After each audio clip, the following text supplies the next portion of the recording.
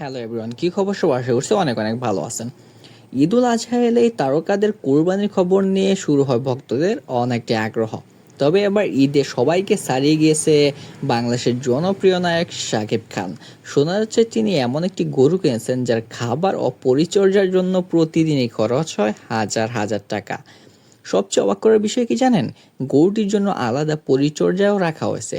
দিনে কয়েকবার তাকে গোসল করানো হয় এবং নিয়মিত স্বাস্থ্য পরীক্ষা করা হয়। এর জন্য প্রতিদিন তাকে দিতে হয় হাজার হাজার টাকা।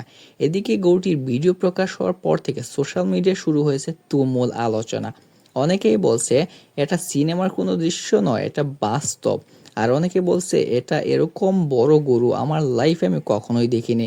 বাংলাদেশের সুপারস্টার শাকিব খান কত টাকা দিয়ে কিনেছেন এত বড় গরু?